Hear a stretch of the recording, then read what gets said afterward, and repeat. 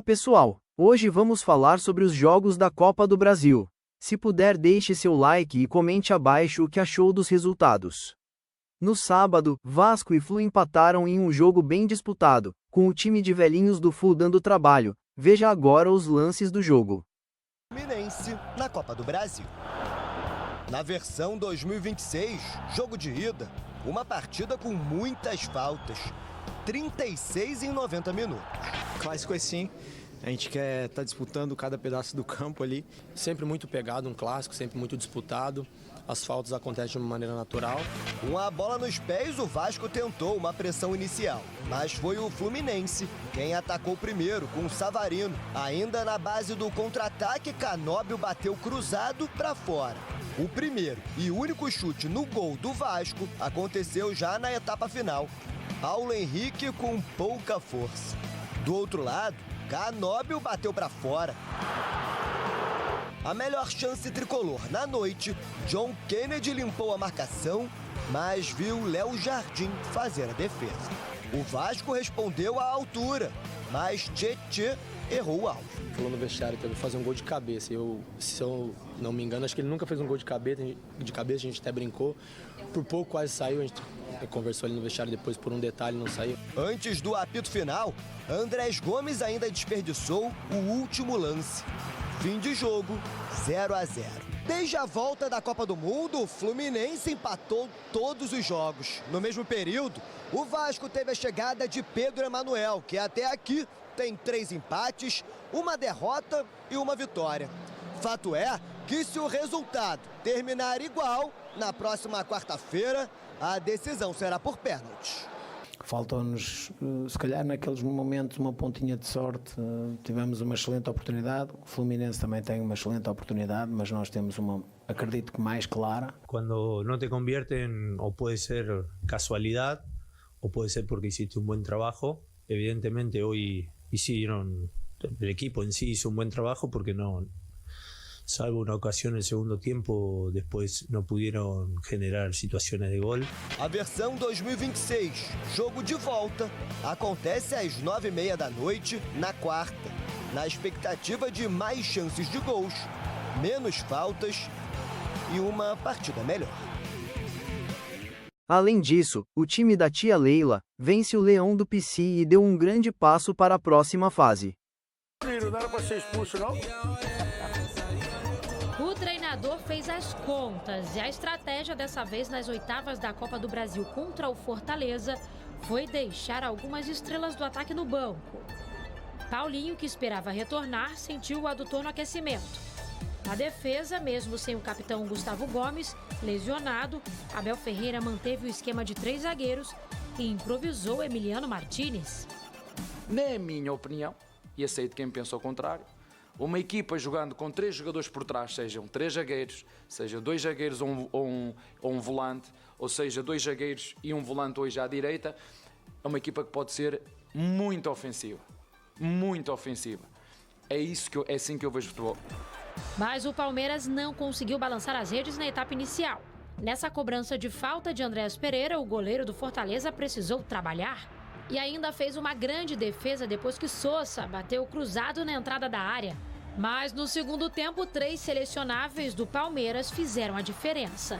Primeiro, o pivô de uma polêmica durante a semana, Maurício, abriu o placar para o Verdão. Maurício, gol de João Ricardo. Agora, aberto o placar nas oitavas da Copa do Brasil. Eu acho que a Copa do Mundo te dá uma experiência a mais. É claro que eu também tinha responsabilidades quando eu estava aqui antes de ir para a Copa e claro que quando você joga uma Copa do Mundo, você acaba tendo um pouco mais de responsabilidade por se tratar de uma Copa do Mundo. Depois foi a vez de John Arias, que defendeu a seleção colombiana, se antecipar de cabeça para fazer 2-0 para o Verdão. E ainda teve mais uma bola na rede de outro atleta que disputou a Copa do Mundo. E o que foi mais longe, Flaco Lopes. Arthur recebeu na área, mas foi barrado na sobra. O argentino, que entrou no segundo tempo, marcou. O Fortaleza até teve chance com o Rodriguinho, mas acabou derrotado por 3-0 na estreia de Paulo Autuori no comando do time. Melhoramos ali a capacidade de manter a equipe compacta o tempo todo, andar em unidade. Ou seja, coisas boas. Há momentos que você perde jogo, mas ganha uma equipe. Eu acho que nós fizemos coisas melhor, até de melhor forma do que eu esperava. Com a vantagem, o Verdão pode perder por até 2 gols de diferença, que avança às quartas de final. Só que mesmo com o triunfo, um outro assunto roubou a cena aqui no estádio Alviverde. Eu não entendi o porquê da nota deles. Será que a carapuça caiu?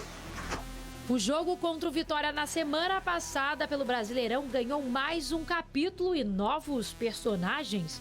A polêmica voltou depois que Maurício foi denunciado pelo Superior Tribunal de Justiça Desportiva por causa do lance em que levou amarelo após acertar o zagueiro Kaká na goleada.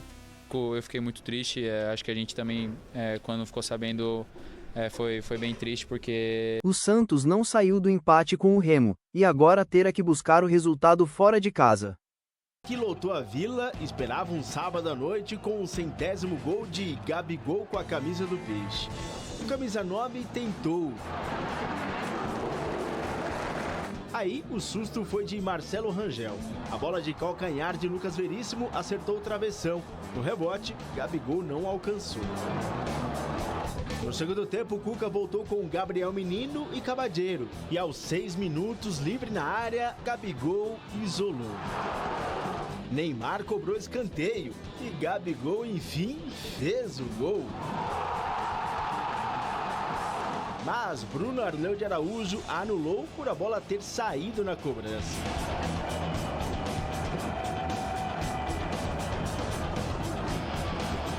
O Remo pouco dava trabalho à defesa santista e o Peixe seguia na busca do seu gol.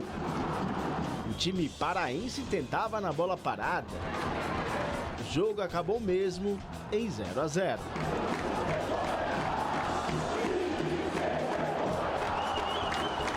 Criamos, articulamos, demos bolas na trave, gol anulado e infelizmente não conseguimos marcar.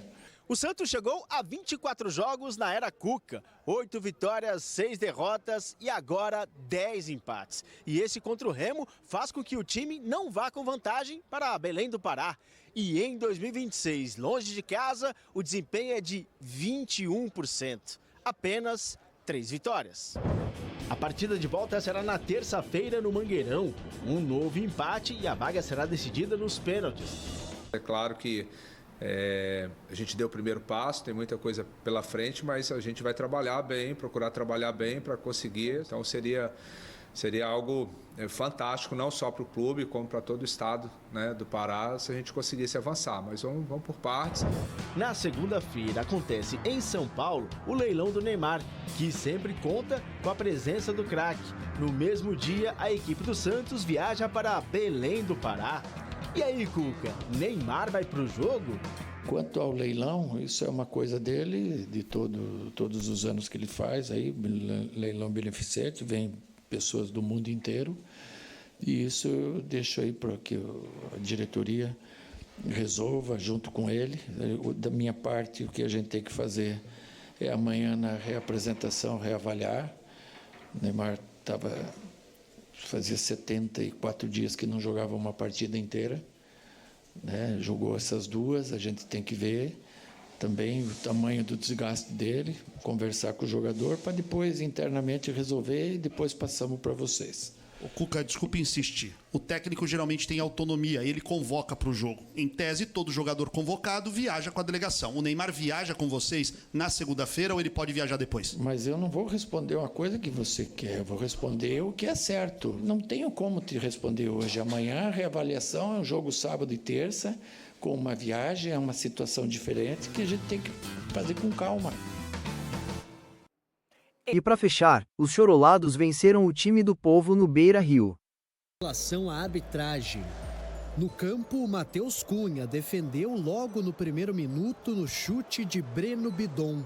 O jogo parecia que seria de muitas chances. Não foi exatamente o que aconteceu. O primeiro tempo foi tão sonolento que o Gabriel Paulista, zagueiro do Corinthians, dormiu tanto que achou que o Carboneiro fosse amigo. Sorte dele que Hugo Souza estava ligado e fez a defesa. No segundo tempo, o Corinthians voltou melhor, pressionando o Inter. Mas tudo isso muda após uma troca de Fernando Diniz. André, com problema no olho, pede para sair. O técnico escolhe Jess Lingard como substituto, apostando em um time mais ofensivo. Escanteio cobrado por Alan Patrick e Matheus Bahia, esperto no rebote, domina e chuta para abrir o placar. Não tinha ninguém na marcação, ele entrou livre, bateu prensado, pé direito, o esquerdo dele é o forte e ela entra no fundo da rede. Acredito que seja um novo momento nosso, né? A gente virou uma chave muito grande desde o jogo contra o Flamengo. A nossa postura, a nossa forma de jogar tá bem diferente. Um lance rápido, que eu não vi a bola, tentei reagir para ela, acabei não conseguindo fazer a defesa.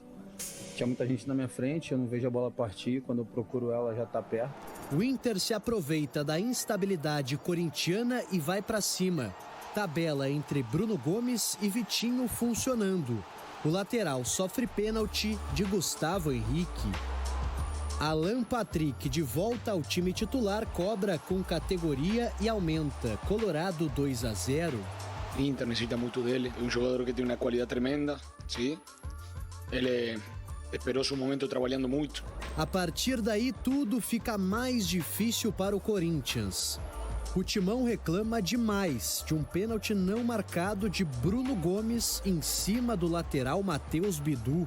Um pênalti absurdamente não marcado em cima do Bidu, assim, incontestável, e é um árbitro que no meio de semana teve uma atuação muito questionada. Ranielli ainda obrigou o Matheus Cunha a trabalhar no final. Vitória colorada, 2-0, garantindo uma boa vantagem para o jogo em Itaquera na próxima quinta-feira.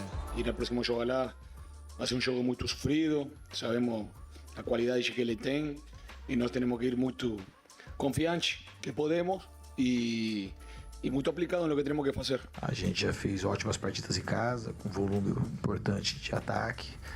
E o mínimo que a gente tem que fazer é acreditar. Do lado do Corinthians, muita reclamação nas entrevistas coletivas. O executivo Marcelo Paz falou sobre o tema da arbitragem. O técnico Fernando Diniz incomodado com as perguntas sobre a troca feita ainda no início da segunda etapa, com a saída de André e a entrada de Lingard. Isso é uma briga que eu tenho muito com vocês.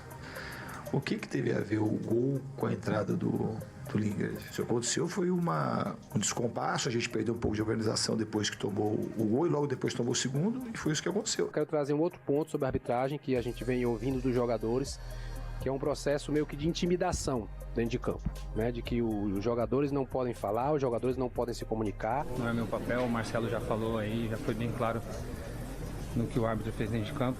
Eu prefiro não falar sobre a arbitragem, porque quando a gente fala, a gente é punido, né? Foi desrespeitoso? Não quero falar porque depois sou expulso por falar, tá bom?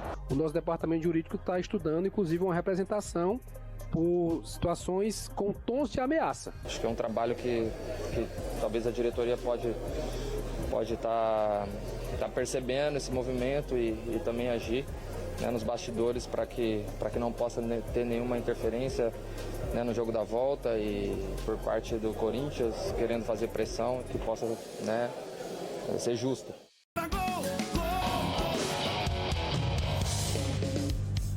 Copa do Brasil, duelo de ida das oitavas, interior de São Paulo, e o Mirassol saiu na frente do Grêmio aos 18 minutos no cruzamento de Igor Formiga para finalização de Bruno Santos. Depois do intervalo, o goleiro Muralha e Denilson se atrapalharam na saída de bola. Os gaúchos recuperaram a posse e dali nasceu o empate. TT cortou a defesa adversária e serviu, o restante ficou a cargo de Amuso. 1-1 e dá-lhe pressão sobre o técnico Luiz Castro, eliminado da Sula no Z4 do Brasileiro e agora também precisando vencer a volta desta quarta-feira em Porto Alegre para seguir na Copa do Brasil. A gente vive de vitória, a gente depende de vitória, não adianta a gente esconder essas coisas, porque um clube vive disso, vive de títulos e de vitórias, e óbvio que quando a gente passa um tempo sem vencer, isso nos incomoda, e que a gente possa, na próxima quarta-feira, concluir o objetivo, que é a classificação. Vamos lá para Porto Alegre para, se Deus quiser, sair com a nossa classificação tão sonhada e é possível. De Mirassol para BH, Atlético Mineiro e Juventude, que amanhã já se reencontram na partida de volta no Alfredo Jaconi em Caxias, não saíram do 0-0. Partida marcada pelo chute de Alisson Safira no travessão de Everson, além da reclamação oficial do Galo de um pênalti de Gabriel Pinheiro e Natanael ignorado pela arbitragem e de uma cobrança de falta de Igor Gomes na trave. Ao final do jogo, vaias da torcida atleticana.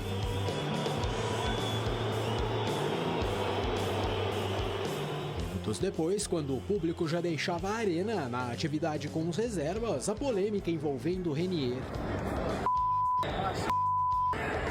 O atacante foi flagrado respondendo às críticas com xingamento e acabou advertido pelo clube. Nas redes sociais veio pedido de desculpas à torcida.